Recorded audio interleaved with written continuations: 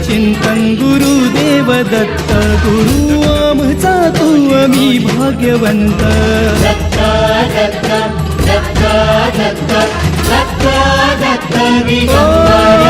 अवधूत चिंतन गुरुदेव दत्त गुरु आमचा तू आम्ही भाग्यवंत नसे जन्म मृत्यू नुरे काही खंत ना प्रारंभ मध्य नसे काही अंत